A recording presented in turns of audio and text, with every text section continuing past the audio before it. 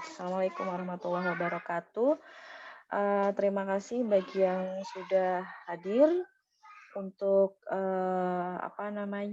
kita akan kuliah secara daring ya, aplikasi komputer untuk materi hari ini, kebetulan memang, sudah masuk muatan lokal. Jadi, saya coba untuk memberikan sedikit, penjelasan secara umum dulu gitu ya, terkait dengan muatan lokal yang akan diperoleh oleh, program studi ternak. Jadi, untuk muatan lokal yang nanti kalian akan dipelajari gitu ya, secara umum, tools yang dipakai masih menggunakan Microsoft Excel. Nah, nanti di sana kalian akan mengolah data, data apa saja yang diolah. Nah, data yang diolah ini bisa berupa macam-macam ya, yang pasti, eee, kita akan mendapatkan satu output, output ini yang disebut dengan informasi dan harapannya informasi yang diperoleh ini bisa memudahkan kalian untuk bisa membaca data yang sudah kalian masukkan. Nah, kayak misalkan nanti kalian akan gunakan, yang namanya pivot table, kemudian pivot chart, ya. Intinya, penggunaan fungsi-fungsi yang ada di Excel, ya sebentar ya, itu fungsinya salah satunya adalah untuk mengklasifikasi atau mengkelompokkan ya. Jadi nanti di pivot table itu kita akan belajar pengelompokan misalkan data nasabah. Kita akan melihat atau kita akan membagi, kira-kira kalau misalkan nasabahnya yang ada di Kota Bogor siapa aja sih? Nah, kita bisa gunakan pivot table untuk bisa melihat, oh ternyata data nasabah di Kota Bogor ini loh, mirip dengan filter, hanya saja untuk pivot table itu bisa nyambung ke pivot chart. Jadi nanti kita bisa buat chart-nya juga yang sudah dibagi-bagi berdasarkan klasifikasi yang sudah kita buat gitu ya. Kemudian nanti akan ada juga untuk, penjelasan di, materi berikutnya terkait Excel. Nah ini, supaya mungkin saya nggak tahu, semoga sih memang teman-teman lebih suka, seperti ini gitu ya, tatap muka virtual. Tapi kalau misalkan memang dirasa dari materinya tidak ada masalah, kita tatap muka tidak virtual pun saya tidak keberatan gitu ya. Misal saya buat materinya seperti yang kemarin, buat untuk, sejenis video untuk menjelaskan materi terkait dengan, materi kuliah. Nah, dari teman-teman, kira-kira nanti gimana? Untuk yang pekan depan, apakah bermasalah kalau misalkan kita tatap muka tidak virtual atau ingin virtual aja terus? Kan kalau kuliah sih relatif tidak lama sih ya, 50 menit, cuma memang, dikhawatirkan pada saat, jam kuliah ada masalah terkait dengan paket internetnya gitu ya, terkait dengan koneksi internetnya, sehingga tidak bisa ikut join ke dalam meeting room. Nah, ini gimana? Teman-teman sendiri sebenarnya lebih senangnya seperti apa? Ada yang mau, kasih masukan sebelum kita masuk ke materi? Satu orang, 2 orang boleh? Kalau saya sendiri lebih suka yang video dari YouTube itu, Bu. Oh gitu, oke. Video yang di YouTube itu. Oke. Video YouTube berarti nggak masalah ya? Tinggal nanti, saya sih sebenarnya inginnya ada feedback dari kalian juga, misal ada yang tidak dipahami gitu ya, sehingga saya tahu bahwa kalian memang membuka videonya gitu. Untuk materinya kan sudah ada kayaknya ya untuk, PowerPoint-nya itu kayaknya bisa di-download di, materi utama yang Applikom, itu nggak masalah. Jadi nanti, ini pun yang sedang kita lakukan ini saya record, nanti saya upload lagi di YouTube saya ya, di channel YouTube saya. Nanti silakan boleh dibuka ulang untuk belajar kalau misalkan nanti dibutuhkan, begitu. Jadi, saya sih berharap ada feedback, jadi saya tahu bahwa memang, teman-teman di sini membuka materinya gitu ya, karena saya juga tidak bisa memaksa, kalian untuk bisa membuka dan saya juga tidak bisa mengontrol gitu ya, apakah kalian buka atau enggak, baca atau enggak, menyimak materinya atau enggak gitu ya. Jadi memang lebih ke kesadaran masing-masing mau belajar atau enggak begitu. Kalau misalkan mau belajar berarti pasti akan menyimak. yang sudah diberikan materinya gitu. Kalau misalkan ada yang ditanyakan, boleh ditanyakan. Nah, kalau saya sih cenderung kalau misalkan memang ada yang mau didiskusikan atau mau ditanyakan, yang kalian bingung, nah silakan boleh diusulkan ya tatap muka virtual. Jadi kalau kalian tidak mengusulkan tatap muka secara virtual, asumsinya boleh kita terus asinkronus, nanti saya buat video penjelasan. Tapi kalau kalian merasa perlu untuk diskusi secara langsung gitu ya, misalkan ada yang tidak dipahami, lalu kalau misalkan cuma via chat misalkan bingung, nah itu boleh usulkan ke saya untuk tatap muka lagi nanti pertemuan berapa gitu ya secara virtual. Boleh disampaikan melalui PJ sama melalui Ayu begitu ya. Jadi seperti itu ya insya Allah ya. Oke, untuk mempersingkat waktu, kita langsung masuk aja ya ke materi. Oke, materi kita yang terlihat ya? Sudah terlihat belum? Oh, ini. Sudah, Sudah, Bu? Bu. Oke, Sudah, sudah. Oke, kita akan mulai dari slide pertama. Oke. Nah, jadi untuk topiknya kita akan bahas mengenai Excel lanjutan. Nah, Excel lanjutan ini basically kan kalian sudah dapatkan dulu untuk yang Microsoft Excel ya, untuk fungsi logika dan lain-lain. Nah, untuk Excel lanjutan ini memang menurut saya sih tidak serumit yang sebelumnya gitu ya. Tapi ini sangat bermanfaat kalau misalkan nanti kalian akan mengolah data-data terkait dengan mungkin penelitian kalian begitu nanti atau data-data terkait tugas. Nah, ini bisa dimanfaatkan ya. Nah, baik, kita bahas dulu mengenai statistika. Jadi ini sebenarnya adalah bagian dari statistika. Kenapa? Karena untuk teori dasar yang kita ambil gitu ya. Kalau misalkan Excel ini kan sebenarnya adalah satu tools saja untuk mengolah data ya. Jadi kita nggak pakai Excel pun bisa pakai tools-tools yang lain banyak sekali. Misalkan Minitab atau SPSS. Nah, itu adalah tools-tools yang digunakan untuk mengolah data menjadi satu informasi. Nah, terkait dengan teorinya, nah ini kita akan bahas mengenai statistika. Nah, statistika ini adalah ilmu pengetahuan mengenai data. Jadi kalau kalian mau belajar lebih mendalam terkait dengan ilmu statistika gitu ya, bagaimana mengolah suatu data menjadi satu informasi, menganalisisnya gitu ya. Nah, ini belajarnya statistika. Nah, di sini nanti kita akan bahas mengenai metode penarikan kesimpulan karena mungkin untuk statistik tuh kayak gini.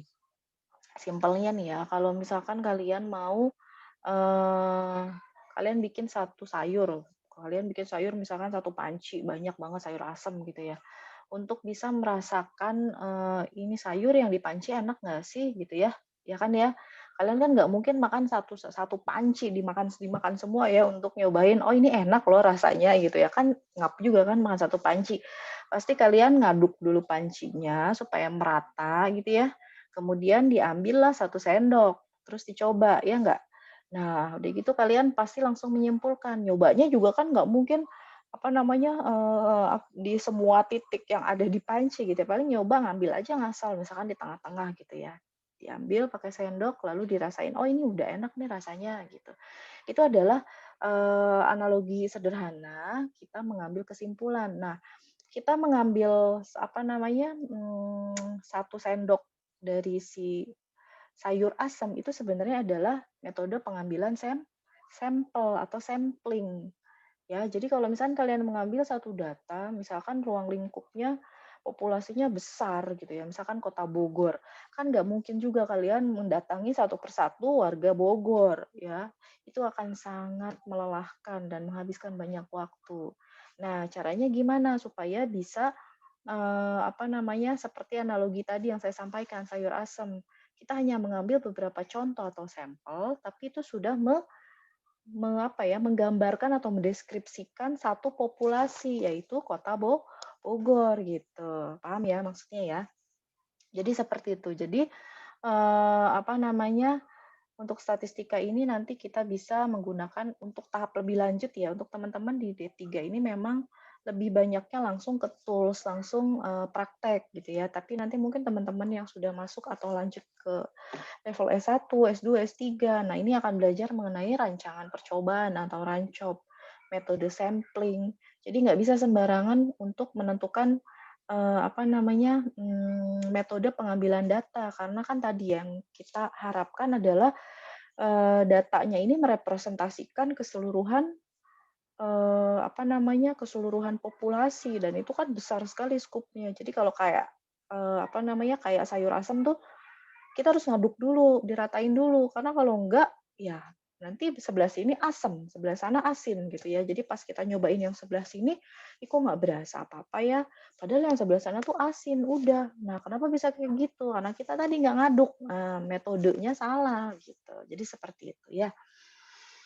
Nah, kita lanjut ke pengantar statistika. Jadi di sini untuk statistik sendiri, di sini berhubungan dengan banyak angka. Ya, kenapa angka? Karena memang kalau angka kita mudah loh ngolahnya gitu ya. Kemudian ini contohnya misalkan jumlah penduduk di satu wilayah, kemudian untuk di bidang yang lainnya misalkan dunia usaha.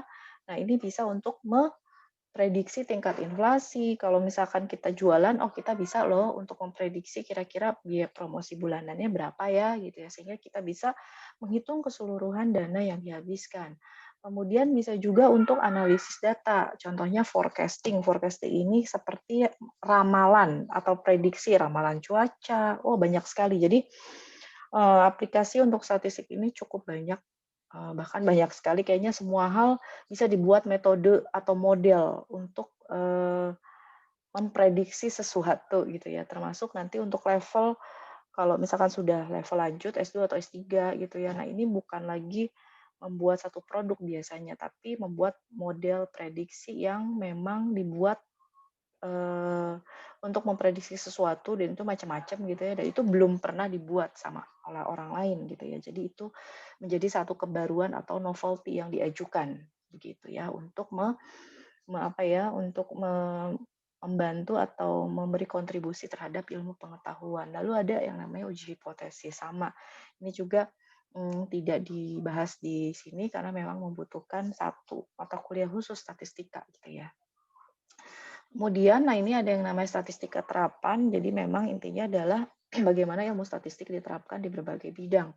Macam-macam, psikolog, pendidikan, ekonomi, kesehatan, manajemen, hampir semua bidang kehidupan menurut saya ya, itu bisa atau perlu yang namanya statistika gitu ya. Karena memang kayak misalkan pemilihan presiden aja ya, pemilihan cepat atau quick count, itu menggunakan metode statistik, ilmu statistik gitu ya, gimana dalam satu ya maksudnya data yang sebegitu banyak orang yang memilih tapi bisa loh gitu ya didapatkan data secara cepat dan ternyata hasil realnya margin errornya pun nggak terlalu beda jauh dengan dengan data sesungguhnya pada saat real count-nya. Jadi itu.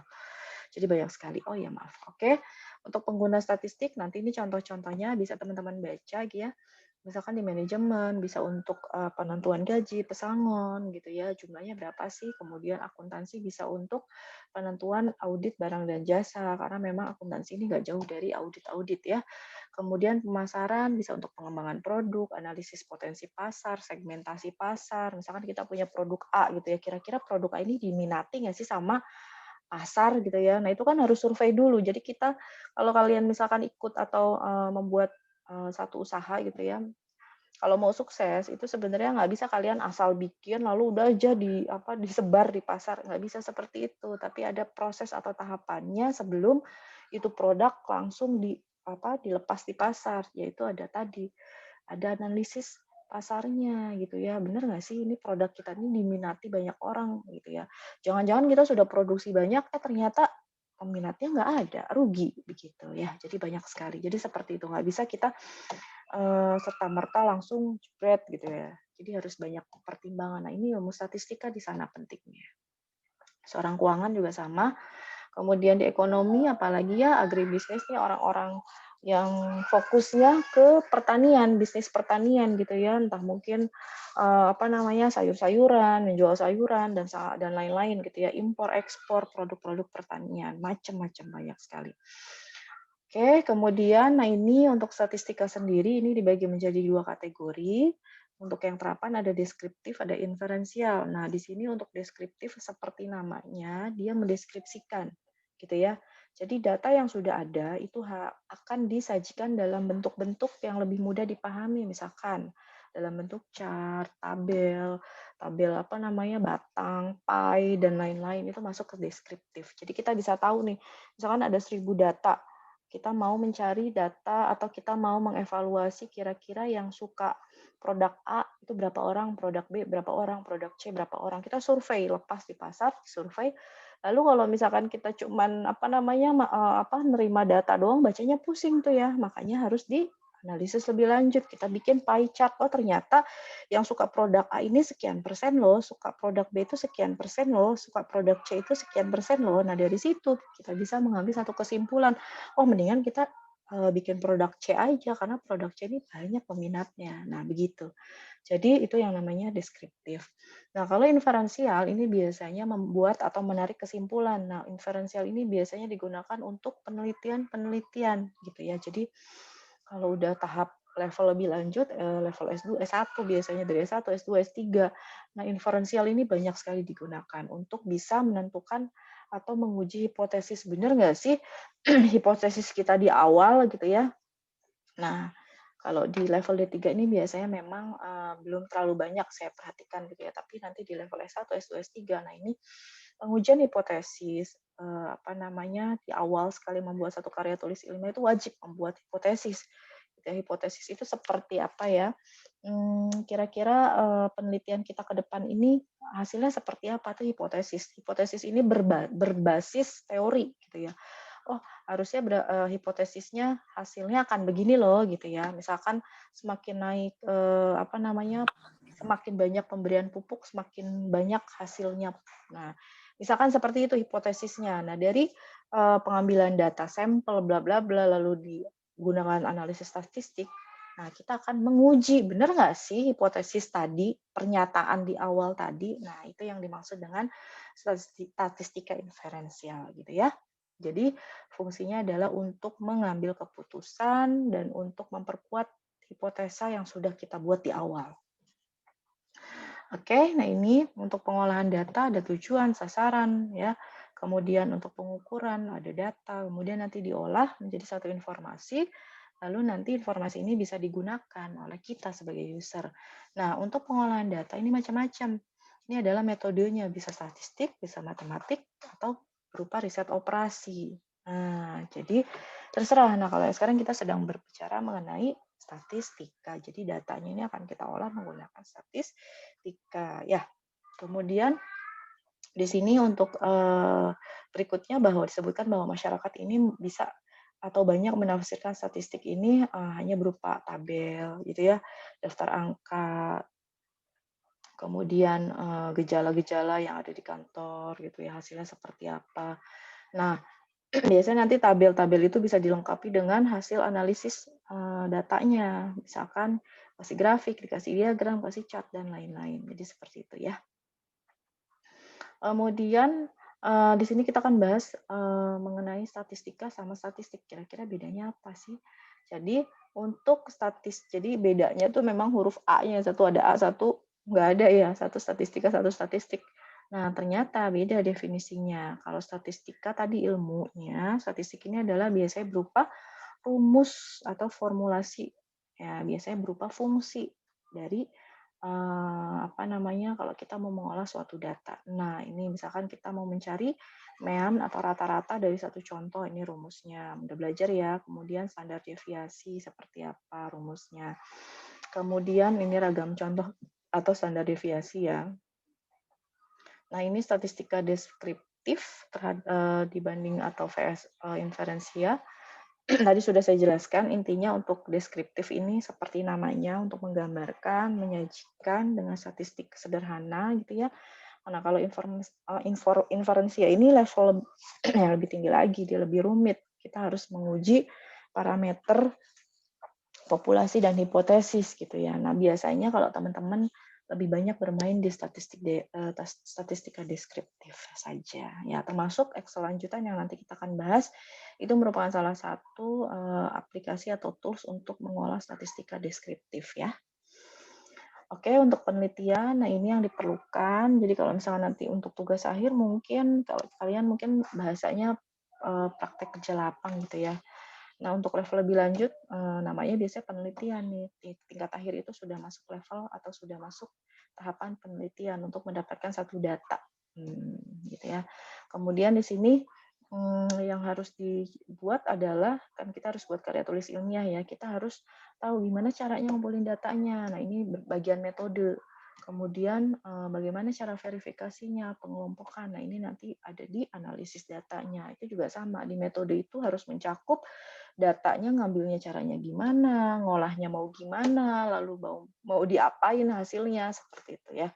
Analisisnya bagaimana. Nah, jadi untuk statistik ini sangat berguna untuk bisa mengolah penelitian yang bersifat kuantitatif. Kuantitatif ini berarti angka ya. Jadi kalau misalkan dia nggak berupa angka ya agak susah kita mengolah berupa statistik. Jadi memang harus berupa angka. Makanya untuk survei-survei meskipun jawabannya sangat suka, tidak suka gitu ya. Nah, mereka tetap menggunakan angka kan. 4 misalkan, nah kalau misalkan 3 sangat suka 2, tidak suka 1 gitu. Mereka tetap gunakan angka supaya apa? Supaya angka-angka itu bisa diolah gitu. Kalau misalkan nggak begitu pusing ngolahnya. Begitu kira-kira. Kemudian statistik dan komputer. Jadi kalau misalkan kita berbicara mengenai statistik, kalau misalkan pakai manual kan lama ya, ya nggak sih? Pusing, apalagi kalau datanya banyak. Kalau data cuma 5 enak, cari rata-rata data, gampang gitu ya. Lah kalau data udah ribuan, nah pusing ya, banyak banget. Kita bisa membutuhkan waktu yang sangat lama, jadi tidak efektif dan efisien ya. Jadi kita butuh yang namanya komputer untuk mengolah data statistik yang sudah kita punya. Nah, ini program komputer untuk mengolah data statistik bisa Basic, Pascal, atau kalau misalkan yang sekarang kita lagi mau pakai atau kita mau praktekkan ini adalah Excel. Nah, ada lagi program khusus statistik lainnya yang sebelumnya saya sampaikan, ada Minitab, ternyata ya ada SPSS, ada SAS, ada Microstat. Nah, ini tinggal install lagi. Nah, kalau install lagi kan mungkin agak ribet. Nah, makanya kita fokusnya ke Microsoft Excel saja yang memang pasti semuanya sudah ada gitu ya, karena pasti punya Office. Kemudian untuk Microsoft Excel kita masuk ke pengenalannya. Jadi nanti Excel ini kita akan bekerja di Microsoft Excel di mana di sana ada yang namanya lembar kerja atau spreadsheet bentuknya ya. Jadi ada tabel, ada baris, ada kolom. Pertemuan baris dan kolom itu adalah sel. Nah, itu spreadsheet. Lalu nanti ada sheet-sheet yang lainnya. Kita bisa tambahkan sheet 1, sheet 2, sheet 3 sampai sheet yang banyak gitu ya. Jadi banyak sekali. Kemudian label atau text string, numerik, alfanumerik ya, formula atau rumus. Nah, jadi seperti itu. Kemudian untuk rumus sendiri nanti kita bisa masukkan operator perhitungan. Operator ini kayak tambah, kurang, bagi, fungsi-fungsi gitu ya. Kemudian nama sel A, misalkan A2, A1, B1, B2 gitu ya. Kemudian fungsi ini berkaitan dengan formula atau rumus yang bisa digunakan di Excel. Misalkan kita mau mengakarkan atau memangkatkan. Nah, ini akar SQRT. Kita mau merata-ratakan, kita bisa pakai average, begitu ya. Jadi banyak sekali. Jadi di sini juga kita bisa menggunakan berbagai format, misalkan format waktu, format currency, tanggal, matematik, trigonometri, itu bisa banyak sekali sebenarnya powerful ya untuk mengolah data, hanya mungkin kitanya belum bisa atau belum tahu terlalu banyak. Jadi Excel itu menurut saya sudah cukup powerful untuk mengolah data yang bahkan bisa mengolah data yang sifatnya data imajiner, angka imajiner. Nah, kalau saya dulu sempat belajar seperti itu, ternyata bisa di Excel gitu ya. Jadi seperti itu. Nah, ini yang nanti kita akan coba pelajari ya. Average untuk menghitung rata-rata, count untuk menghitung berapa sih jumlah bilangan yang ada dalam satu range gitu ya. Kemudian frekuensi, nah ini frekuensi bisa berupa array. Jadi array itu berupa deretan angka gitu ya, vertikal. Nah, biasanya nanti ada berapa sih jumlahnya, misalkan 100.000 dan seterusnya gitu ya. Nah, ini ada rumusnya. Data array ini berupa apa namanya, rentetan data atau array gitu ya. Nah, ini ada alamat range-nya ya untuk menghitung distribusi frekuensi. Kalau bin array ini berupa interval gitu ya dari apa namanya, kolom atau sel berapa, dari sel sekian sampai sel sekian, misalkan dari sel A1 sampai sel A100 misal range-nya itu adalah bin array ya. Nanti kita di praktikum bisa dipraktekkan, kalau teori kadang memang agak ngawang-ngawang, nah nanti bisa lebih paham di prakteknya. Kemudian untuk max di sini kita akan bahas mengenai data numerik gitu ya. Nah, misalkan kalau misalnya kita mau cari satu data, kita mau cari nilai terbesar, angka terbesar berapa ya? Nah, bisa menggunakan max. Sama dengan max. Kalau median untuk mencari nilai tengah. Nah, ini juga bisa gunakan Excel. Yang penting kita sudah inputkan dulu datanya dari A sampai Z gitu ya. Datanya lengkap, set, angka gitu ya. Rentetan angka dari sel A1 misalkan sampai dengan A100. Kita bisa cari mediannya berapa, max-nya berapa, nilai minimumnya berapa, rank itu adalah ranking. Misalkan ada data mahasiswa, kita mau mencari ranking 1. Nah, kita bisa menggunakan sama dengan rank untuk mencari, oh ternyata yang dapat ranking 1 ini si A loh, gitu ya. Sebentar.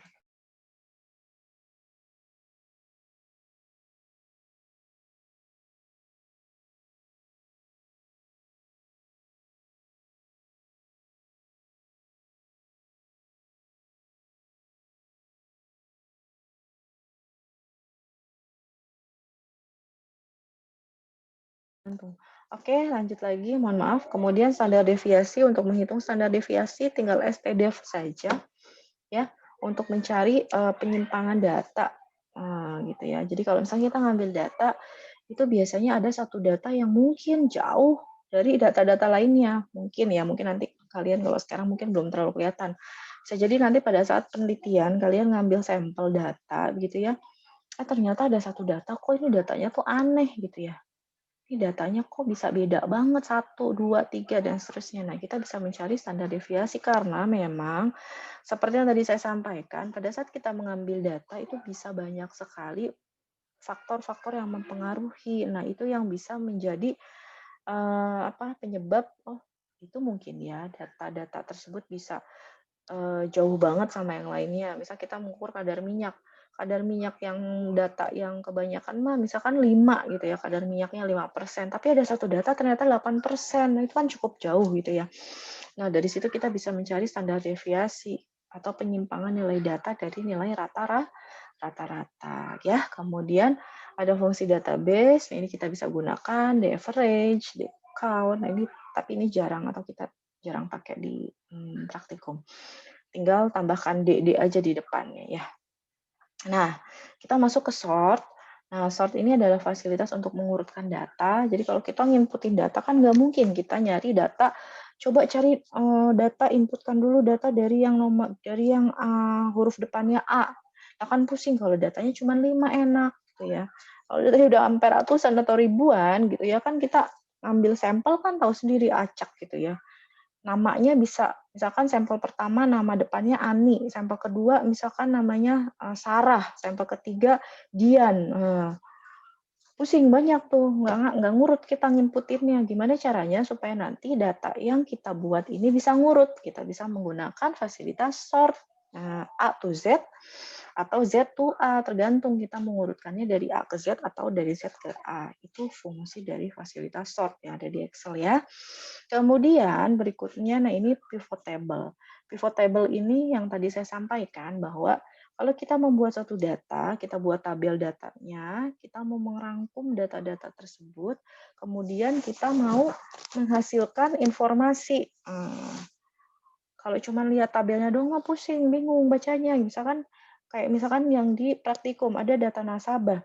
Wah, itu kan banyak data nasabah, itu ada yang di Bogor, Jakarta, wah banyak sekali lah. Dengan menggunakan pivot table kita bisa mencari, oh ternyata data nasabah yang di Bogor ini ada si ini, si ini, si ini, si ini gitu. Jadi kita bisa lebih mudah mencari data, menganalisis data, mengelompokkan data, begitu kira-kira ya. Jadi, oh ternyata yang di Bogor hanya 10 nasabah nih. Nah, kan gampang cari kesimpulannya ya. Kalau misalkan kita tidak buat pivot table tuh kita pusing, ini data yang di Bogor ada berapa, nyampur datanya. Nah, seperti itu kira-kira ya. Contohnya, kantor cabang Tamrin, Bandung, Bintaro. Nah, kalau misalkan datanya kita cuma lihat dari tabel, misalkan ada yang nanya nih ya, pimpinan, kira-kira data nasabah yang ada di Bandung ada berapa? Nah, kalau nggak kita olah, kan kita pusing hitung satu-satu, 1, 2, 3, 4, 5, 6. Nah, pusing ya. Kalau datanya cuma 30, masih bisa kita hitung 1, 1, 2, 3 gitu. Kalau datanya udah ratusan, bahkan ribuan nasabah, nggak mungkin kan kita hitung satu-satu. Oh, yang di Bandung ada sekian. Nggak mungkin. Nah, makanya kita gunakan pivot table. Nanti kita bisa gunakan juga pivot chart. Misalkan kita mau tahu yang di Bandung ada berapa nasabah, kita bisa cari tuh pivot table, munculkan data nasabah di Bandung. Begitu kira-kira ya. Nah, ini contohnya. Misalkan data nasabah kita pilih Bandung. Oh, ternyata ada sekian orang. Kelihatan nih. Oh, ternyata ada sekian pria, sekian wanita. Oh, ternyata ini loh jumlah tabungannya. Gitu. Lebih mudah ya. Kemudian pivot chart sama, hanya saja di sini bentuknya chart. Nah, dengan menggunakan pivot chart, kita bisa melihat, lihat nih, kita bisa lihat hasil, apa namanya, misalkan daerah Bandung, gitu ya. Ini pria, ini wanita. Kita bisa langsung nih ngelompokin, oh ternyata di Bandung tuh ada sekian, apa namanya, yang prianya banyak, lebih banyak daripada yang wanita gitu ya. Terus jumlah tabungannya sekian ratus juta misal, yang prianya, yang wanitanya sekian. Nah ini tergantung output, kita mau misahin berdasarkan apa. Nah semuanya ini bisa diatur di sini. Ya, kalau ini kan di tiap-tiap kota ini dia ingin memisahkan berdasarkan jenis kelamin. Dari jenis kelamin itu bisa ketahuan, oh ternyata yang jenis kelamin pria sekian ratus juta loh total tabungannya. Nah seperti itu. Jadi bisa diatur di sini. Tergantung kita mau menganalisisnya bagaimana. Itu ya. Berikutnya subtotal. Nah, subtotal ini untuk menghitung data ya, sama datanya banyak gitu ya. Nah, kita bisa urutkan berdasarkan field. Field itu di atasnya tabel, itu biasanya namanya field. Misalkan nomor, nama, NIM. Nah, itu namanya field gitu ya. Nah, ini ada macam-macamnya, sederhana, majemuk, bertingkat. Nah, kalau yang ini sederhana, jadi ini langsung dikelompokkan. Oh, ternyata yang A. Nah, tipe A ada sekian loh, ada sekian orang yang apa namanya, ada sekian orang dan ada sekian jumlah 1 M total dari rumahnya gitu ya, harga rumahnya. Kemudian yang tipenya B sekian, tipe C sekian. Jadi sudah dipisahkan berdasarkan tipe. Dipisahkan berdasarkan kota bisa nggak Bu? Bisa. Jadi tergantung kalian mau pisahkannya berdasarkan apa. Kalau dia ingin mengelompokkan berdasarkan tipe, dari situ dia bisa kelihatan, oh di tipe A ini totalnya 1 miliar sekian, 1,4 miliar, di B 1,2 miliar, dan seterusnya gitu ya. Nah, field ini yang mana? Nomor, nama, alamat, kota, tipe rumah, harga rumah itu adalah field namanya ya. Nah, kemudian ini yang berikutnya yang majemuk. Nah, kalau majemuk itu sudah ada lebih dari satu, ada average, ada total. Jadi dia mau menganalisis rata-rataannya berapa. Totalnya berapa? Ada 2, makanya majemuk ya. Kemudian yang berikutnya juga sama, cuma ini lebih banyak lagi. Dia dipisah berdasarkan kotanya juga. Jadi selain berdasarkan tipe, dia bisa juga berdasarkan kotanya ya. Berikutnya filter. Nah, ini fungsi untuk menyaring data dengan kriteria tertentu. Ada macam-macam filter di Excel, advanced filter, auto filter, gitu ya. Jadi kita bisa ngurutin data juga, record-nya ada berapa. Record itu isi data dari A sampai Z, itu namanya record ya.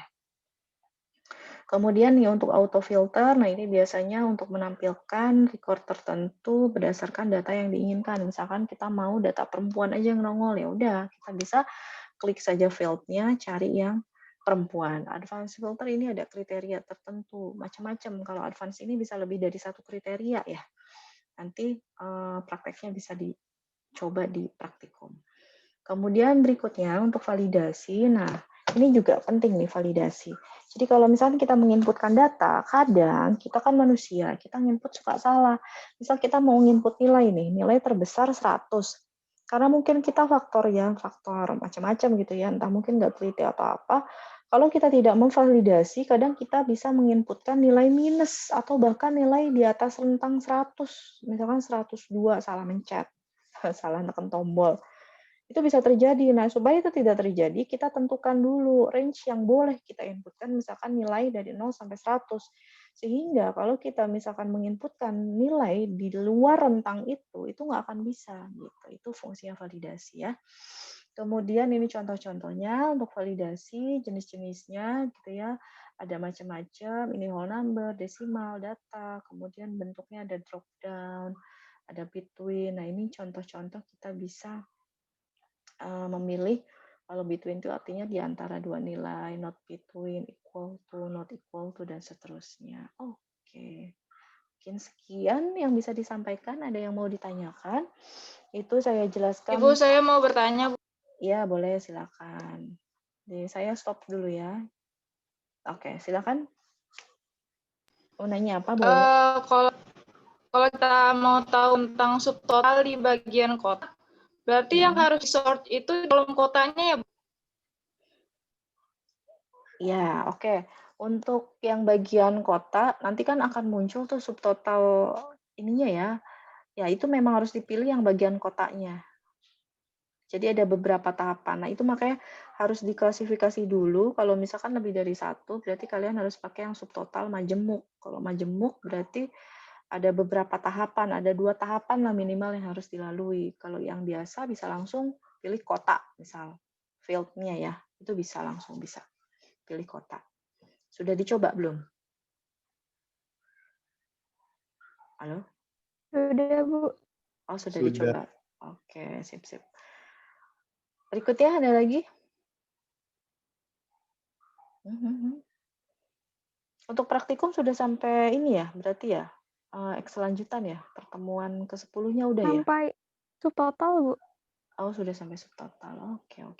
Nggak ada masalah ya, tapi ya? Bisa ya? Enggak. Oke.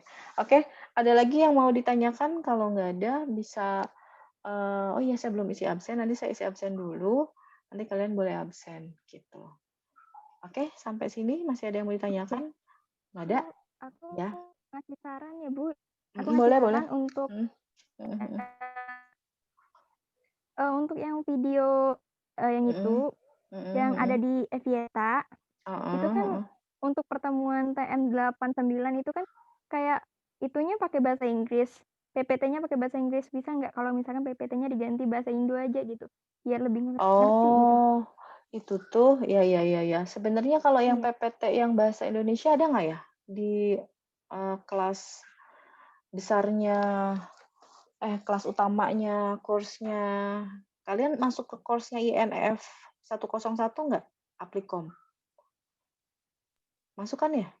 Hanya kelas Ibu aja, Bu. Untuk Apicom hanya Oh, hanya untuk di ternak Evieta saja, di Bu. saya doang. Oh, kalian nggak masuk yang kelas yang besar ya? Enggak, Bu. Oh ya udah, nanti saya coba share untuk yang PPT, karena kemarin memang untuk yang pertemuan 89 itu, jadi untuk pertemuan 89 kebetulan saya sama teman saya yang megang mata kuliah di Applikom ini share tugas lah intinya ya. Jadi saya kebagian dulu yang pertemuan sekian. Jadi kalau dicek di channelnya itu memang bukan saya yang buat gitu. Jadi kebetulan dia pakainya yang bahasa Inggris. Tapi sebenarnya yang dia jelaskan itu bahasa Indonesia kan ya? Tapi bingung gitu ya. Iya, Bu. Iya, tapi bingung jelasin yang mana. Oke. Ya, oke, sip. Ya, jadi memang yang pertemuan 89 itu kebetulan memang karena saya sharing materi gitu ya. Jadi waktu pas pertemuan keberapa saya yang buat, lalu yang 89 dia yang buat gitu ya. Tapi kalau yang sekarang sih kemungkinan karena beda mulok, saya akan buat sendiri dan rata-rata sih bahasa Indonesia yang saya buat. Semua materinya bahasa Indonesia, mungkin kalau bahasa Inggris untuk materi pendukung aja ya, bukan dari saya langsung. Oke, sip. Nanti saya coba share itunya ya, berarti slide PPT-nya aja mungkin yang bahasa Indonesianya ya, ya Vita ya? Iya, Bu. Heeh. Betul, Bu. Tapi untuk video penjelasan nggak apa-apa ya kayak gitu. Saya males lagi bikin. Tapi nanti PPT-nya Iya, saya Bu, nggak share apa-apa. yang versi bahasa Indonesianya ya. Nah, yang di INF 101 itu sudah ada sebenarnya, cuma saya lupa belum.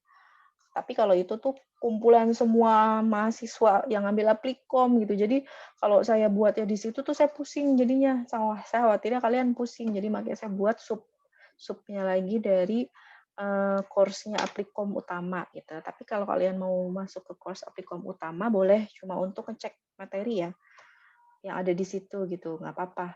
Tapi untuk pengerjaan tugas dan lain-lain, fokusnya saya di course yang TNK yang saya buat. Karena yang course yang Aplikom utama itu semua prodi di situ nempel gitu ya. Jadi saya pusing lihat ya. Nggak fokus gitu. Dan kalau takutnya kalian juga nambah pusing kalau akses di sana gitu karena materinya banyak gitu untuk semua prodi pula gitu. Jadi seperti itu. Oke, terima kasih masukannya. Nanti saya tambahkan materi yang bahasa Indonesianya. Oke, ingetin saya ya. Iya, Oke, Bu. terima kasih. Terus ada lagi yang mau disampaikan yang lain? Nggak ada masalah berarti ya untuk kuliah?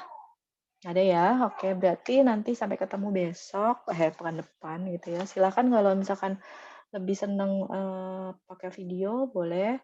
Kalau misalkan langsung di diskusi grup WA silakan. Atau kalian udah mulai bosen gitu ya dengan Zoom atau apa, boleh Q&A gitu ya di grup WA boleh silahkan. Jadi kita bebas waktunya kapan saja silahkan. Nanti saya usahakan untuk merespon gitu ya. Jadi kita belajar fleksibel aja lah. Yang penting kalian bisa memahami. Nah untuk catatannya TNK saya nggak tahu. Oh iya mungkin karena filenya belum ini ya. Jadi yang kemarin di kuis itu saya lihat memang nilainya masih banyak yang kurang ya. Saya nggak tahu apakah memang sulit untuk ngikutin materi atau memang materinya susah-susah ya. Karena setahu saya materi kuis dan lain-lain itu sebenarnya ya diambilnya benar-benar plek dari materi PowerPoint yang ada atau PPT yang sudah ada. Nah, cuma memang saya waktu itu belum share untuk PPT-nya ya. Kalian sudah punya PPT-nya belum filenya? Belum ya? Belum, Bu. Belum. Kami lihat Ada dari ya? video, Bu. Nah, ya, saya lupa. Jadi tolong ingetin saya, file PPT itu boleh di-share. Sudah ada di course yang utama, yang Aplikom utama itu. Ya, jadi nanti kalian boleh download. Nah, itu bisa untuk dipelajari gitu. Jadi kalian bisa punya waktu lebih. Selain kalau misalkan mungkin cari buka video agak repot, nah itu bisa dari situ juga PPT-nya. Nanti ingetin saya aja ya, atau bisa masuk ke course Aplikom utama. Di sana lengkap sudah ada materinya dibuat sama si koordinator Aplikom. Jadi saya hanya menambahkan video penjelasan dari PPT-nya. Khawatirnya nanti kan kalian tidak bisa memahami maksud yang ada di PPT ya, karena kalau PPT cuma penjelasan singkat, tulisan singkat, maksud dari tulisan itu kan kadang bingung ya. Jadi saya kemarin buat video itu tujuannya untuk itu, gitu ya. Tapi kalau untuk materi itu sebenarnya sudah di-share sama koordinatornya di sana, cuma saya lupa. Nanti ingatin saya masuk untuk kalian bisa akses ke sana ya. Begitu kira-kira kalau sudah cukup kayaknya 50 menit. Kalau ada yang masih ya gimana? Saya mau tanya cuman out of the box, Bu, gak apa-apa, Bu? Iya, silakan. Boleh, ada apa? Ibu tahu nggak, Bu, kuliah offline kapan, Bu?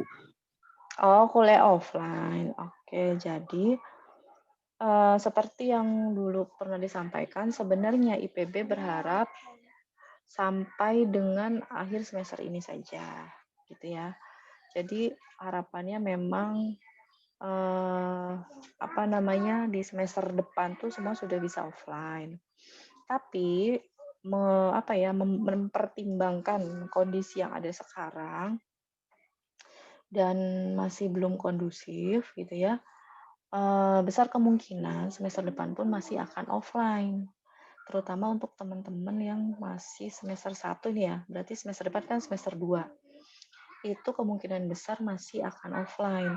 Akan ada yang online, tapi masih belum bisa dipastikan untuk yang semester 4. Itu belum fix gitu ya. Belum bisa dipastikan, masih mempertimbangkan situasi dan kondisi gitu. Karena apa? Karena kalau sudah mahasiswa masuk semua, itu banyak banget mahasiswanya gitu ya. Jadi yang namanya protokol kesehatan, jaga jarak, itu tuh udah nggak mungkin, udah hampir tidak bisa dilakukan. Jadi baru mau akan membuka tapi tidak untuk semester 2. Tapi itu pun masih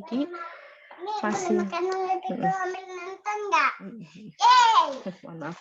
Jadi masih sedang dipertimbangkan. Tapi untuk yang semester 1 naik ke semester 2 kemungkinan besar masih online gitu. Dari hasil kemarin diskusi dengan pimpinan gitu. Jadi 1 semester lagi lah ya. Kenapa udah nggak ini ya? Mungkin udah Enggak, nggak Bu. apa? Soalnya kan kita vokasi, Bu, gitu, Bu. Harus, jadi kalau saya lihat, Bu, di vokasi univ lain juga, Bu, untuk vokasi itu didahulukan, Bu, offline-nya, Bu. Soalnya kan harus lebih banyak praktek, Bu, gitu, Bu. Saya di Iya, UTS, terus di Undip itu udah mulai, kayak UII juga udah mulai gitu, Bu. Waktu itu. Betul. Saya udah banyak teman-teman saya yang udah. Sudah mulai Jadi on ya. kalau terus-terusan ini, Bu, kayaknya itu, Bu. Padahal kan kalau mahasiswa itu sebetulnya, Bu, ya, orang-orang terpelajar, Bu, insya Allah, Bu. Jadi untuk diarahkan untuk mengikuti sebuah protokol kesehatan itu, Bu, insya Allah lah, Bu, mereka bisa jaga sendiri, Bu, bisa diarahkan juga, Bu. Oh iya, iyalah. Sebetulnya, tapi ya kita sih nggak punya kebijakan apa-apa ya, Bu, ya. Kita cuma berharap dan berdoa aja, Bu, supaya cepet-cepet, Bu. Iya, jadi saya nggak tahu apakah memang di ITS dan lain-lain itu mungkin dinilai sudah cukup kondusif gitu ya, karena memang kita paling dekat sama Jakarta yang ya itu kan sebenarnya awal mulainya memang dari sana ya, gimana COVID itu bisa masuk lalu menyebar kemana-mana, itu kan core-nya di sana. Jadi sebenarnya dari kami juga sangat ingin melakukan proses perkuliahan online ya. Nah, makanya sebenarnya sudah dari pimpinan ini sudah membuka untuk yang sifatnya offline, tapi memang tidak bisa untuk semua level. Kalau yang tingkat 3 sudah jelas kan PKL, aman gitu ya, jadi nggak mungkin balik ke kampus. Jadi untuk semester genap, kan sebenarnya PR-nya cuman yang semester 2 kalian ya, kalian yang naik semester 2 sama kakak kelas kalian yang naik ke semester 4. Cuma 2 itu gitu kan. Nah, hanya saja kalau misalkan semua jurusan, saya nggak tahu apakah memang di vokasi-vokasi yang lain sebanyak vokasinya IPB gitu, karena di IPB itu sampai dengan 18 prodi loh. Ya nggak sih? Nah, itu bisa sampai ribuan, banyak banget. Nah, setahu saya kemungkinan besar tuh di vokasi yang lain tuh nggak semasif dan nggak sebanyak di kita. Nah, jadi memang karena saya juga tahu gitu ya, mungkin bisa jadi, bisa diarahkan nggak susah. Cuma pada saat kita sudah semuanya, kalau misalnya semuanya harus offline gitu dan mahasiswanya yang datang banyak, mau nggak mau memang yang namanya kerumunan itu tidak mungkin terhindar, tidak mungkin bisa dihindarkan maksudnya ya. Yang namanya kerumunan tuh pasti terjadi gitu ya, dan kami tuh sangat khawatirnya apakah memang mungkin kalau kaliannya oke gitu ya, tapi apakah dari orang tua gitu ya, apakah dari orang tua semuanya mendukung, karena dari sekolah anak saya aja gitu ya yang cuma satu kelas gitu ya, maksudnya satu kelasnya itu cuma ada 20 anak, mungkin karena masih anak-anak juga gitu ya. Nah, ini masih pro kontra gitu, orang tuanya ada yang mau, ada yang enggak, ada yang mau, ada yang enggak gitu ya. Jadi memang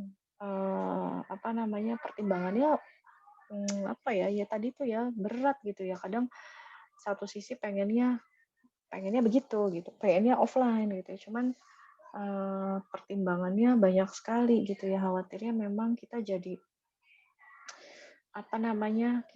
kita mengambil keputusan kemudian hal-hal yang tidak diinginkan terjadi, misalkan gitu ya, terburuknya ternyata banyak yang dari daerah atau siapa dari Jakarta terutama bla bla bla yang kota-kota yang mungkin banyak terinfeksi kemudian menjadi carrier lalu itu menjadi pusat penyebaran. Nah, ini akan menjadi permasalahan juga gitu. Itu yang sebenarnya jadi masalah karena waktu itu juga sempat ada kasus tuh dulu di pesantren di Kuningan, salah satu pesantren ya Kuningan. Nah dia tuh Husnul Khotimah ya kalau nggak salah. Awalnya pemerintah daerahnya membolehkan untuk para santri ini balik ke pesantren. Tapi ternyata pada saat kembali ada santri-santri yang positif kena tuh.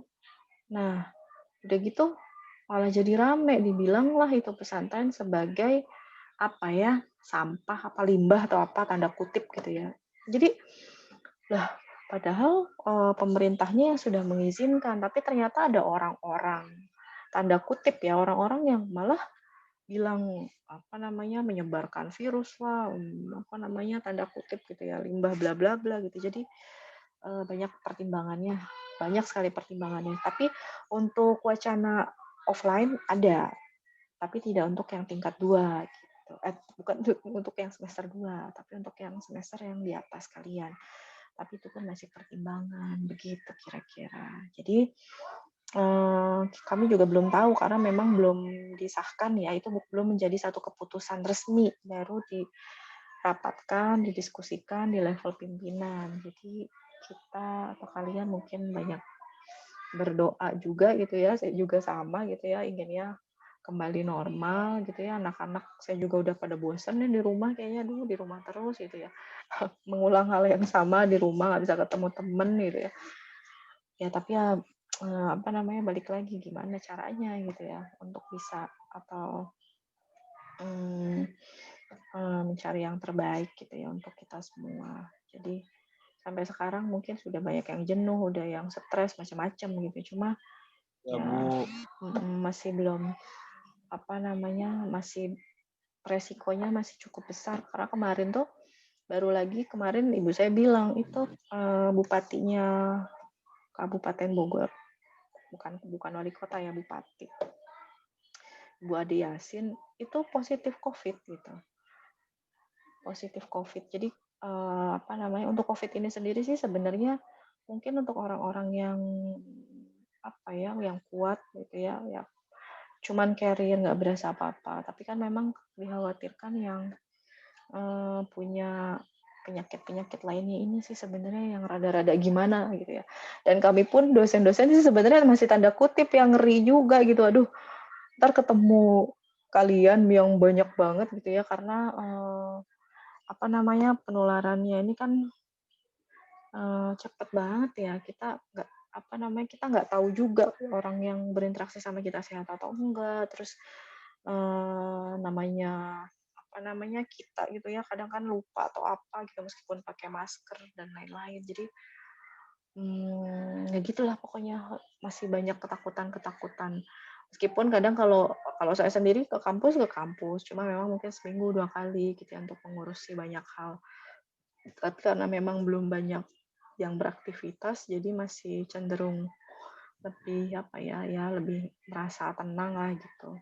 Tapi kalau sudah banyak orang di sana, kerumunan sudah banyak, nah ini sih sebenarnya yang masih kami khawatirkan gitu ya, meskipun sebenarnya pasti pakai masker. Tapi kalau orangnya udah banyak, mau gimana jaga jaraknya juga susah itu. Jadi sebenarnya itu. Jadi Ibu, iya gimana? mohon maaf, waktunya sudah lewat Oke. dan Mau kami ada lagi yang agak baru? Oh, ya. panas lagi, Bu. Oke, Mohon sip. maaf, Bu. Iya, sama-sama. Baik, begitu ya.